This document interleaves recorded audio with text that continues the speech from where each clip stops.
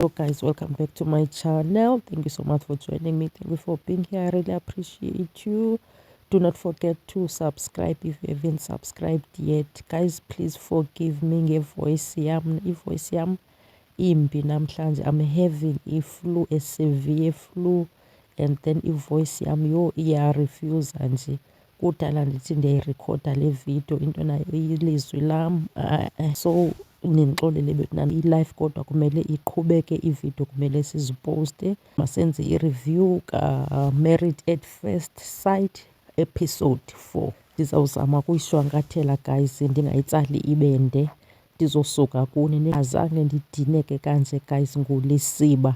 uLisiba olu-childish xa uhlulane explainela abanye ngento eyenzeka ekamereni, nanko uLisiba ehleka. Hayi, ndizawuphinda ndibuyele kule topic mandibe ndiyikhatha kwangoku. uLisiba hayi uchildish uLisiba. And also I mean uMatsidiso ukuvulela isifuba Lisiba ukuxelela nge-past relationship yakhe uba kwenzeke ntoni kwaze kwathini. Wena ugcwele ukudlala awuthethi about your own past relationship. Yintoni kahle kahle uyifihlayo? Because kutsho ukuthi kukhona amabibo wafihlayo, zikhona izinto ozifihlayo. Wase waveyiki nje kuye yonke le nto ebeyithetha Lisiba. And uMatsidiso ebebhorekile shem. Ndimbonile indlela le behlafuna ngayo laa nto ebeyitya, uvela wangathi uhlafuna umsipha wenkomo. Ndabona udinekile, into nakazazi uba makazithini.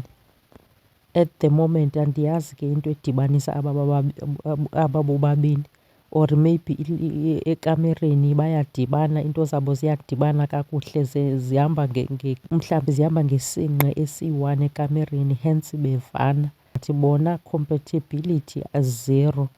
Also nale uLisiba akakwazi ukujima oku kufunwa nguMatsidiso, cause uMatsidiso uthi yena ebefuna ipartner azojima nayo. So loo partner leyo ayinguye uLisiba nje at all. I still have my reservations ngale couple. Andikakabikho convinced ukuba izawulasta. Bona ewe ndiyavuma bayaenjoyana, baenjoya ikamere xa bedibene, kodwa other than that ayikho nje enye into esingabhalansisa ngayo. And ke nomnxilo bethunana kule couple, especially uLisiba. Kuyanxilwa apha, uhlale nje uLisiba umbone ephethe utywala. Or ayibubutywala bamanyani babuphetheyo? Ndihlale ndizibuza uba bubutywala bamanyani or yidrinki or kwenzeka ntoni. Uhlale nje umbona ephethe iglasi uLisiba. Nabo abantu bale show babakhe bababekele ijusi, i-orange juice nje etafileni, bakhe basuse utywala. Hayi bo. And then let's come to uLorinda and Aubrey. Hayi Lorinda, bethunana le ntombazana inye into eyizele apha yikamere nje qha, ayikho into ebhadlileyo ayizele apha. As for uba athi akazi nee-vows akazikhumbuli because yena wayengamamelanga zi-vows, wayicinga nje into enye uba ekamereni kuzawuyiwa nini. Bethunana le ntombazana. So bendikhe ndathi uLorinda wayethe amadoda ebengam-approach. So for real ke le nto ayithethayo ebenyanisile. Uthe esiza nje apha uze ehungry. So ndiyabona ke uO'Brien ukuba kumele abhatale, avale zonke ezo zikroba zazibezikade zivulekile, abhatale wonke loo matyala. Hayi uthesti shem uLorinda. Xa kuthethwa nje ngeento zasekamereni uLorinda ubuso bakhe buyalayita, umbone uba uhappy, ukwimudi ehappy. Bethunana. So lo mtshato wabo at the moment ke basadila nje ngelast, ayikabikho into important abadila ngayo. So xa sesiyisusile ke ngoku le ndaba yasekamereni nale last le iphakathi kwabo bobabini, umtshato uzawuba yintoni? Kuzawudilwa ngantoni? Because izinto ezi-serious azikabikho, kusaenjoywa nje le pati yasekamereni. Kahle kahle baqale ngento yokugqibela, into ebebengafani uba baqale ngayo. And then masijongeni uPrince noEsethu. Guys, le relationship yaba wabini, lo mtshato waba wabini uyandistresa nje. uPrince andimazi noba ebexolisa noba besenza ntoni or besenza into engathi uyaxolisa. Bethunana yini Esethu wam, ndimthanda bethunana uEsethu. eli gwala eli loyika umtshato libalekela khulula neeringi. Yebethunana ucifa uba umtshato yinto elula lona, meaning next time xa kwenzeke enye into uzawubaleka aye e-Home Affairs ayocela amaphepha edivorce afike awasayine same time. Or ke court apho amaphepha edivorce afumanwa khona, andiwazi mna uba afumanwa. Xa ukwazi nje ngento encinci sowukhulula iringi wena uzilahle phaa, uthathe ubhlokhe u-A-sethu wenze yonke into le, ubuye ne-apology ewiki. Xa sowubuya ubuye ne-apology nje into engathi uyaxolisa. Hayi usile wena Prince, usile, uyamgezela u-A-sethu. And ndithanda into enye uba u-A-sethu naye akathandi khange akubeke kulaa manqwanqwa ubufuna akubekwe kuwo. Xa ubhizi esemane embuza uba did you miss me? U-A-sethu uzawuba nexesha lokhumbula umntu ogezayo na. And then sijonge uHlulane noNompumelelo. Oh hayi, andiyazi apha kwenzeka ntoni. Le ikhapuli yi-favourite yam kodwa ngoku hayi bo, kutheni ndiphoxeka nje, kutheni esi sibini sindiphoxa, especially uNompumelelo. Xa uvuka ekuseni wena uneemutsi zakho, wonke umntu funeka atiptoe ecan'kwakho uthini. Funeka kaloku utshatile ngontombazana, funeka uzame indlela yophila noHlulane.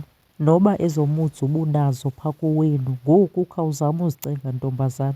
Ucingele lo mntu uhlala naye, lo mntu utshate naye in fact. Kubuhlungu mani ubona umntu ezama uyakuncokolisa ngapha wena umjonga ngamehlo amabo usemamudzini wakho. Yho, so emveni koba wena ke ngoku uye wazilungisa usoba rayithi funeka naye abe rayithi.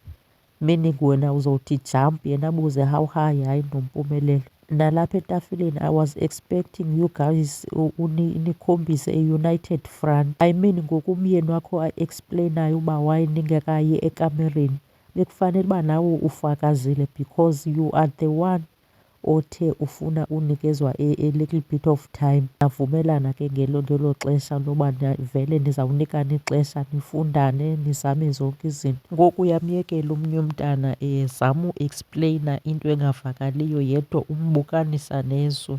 Hayi Nompumelelo ntombazana, hayi ungadlali ngoHlulane. I mean kaloku noba ekamereni anikayi, that is understandable, but ungasose uzisonge wena esitulweni ubambana ngezandla usondelelana just nje to pat each other's back, nje kube khona nje into eniyenzayo mani ekhombisa uthando phakathi kwenu nobabini. Ngoku ingathi zizi-strangers, hayi iyandidisappointa le couple and ndibathanda kanjani ke.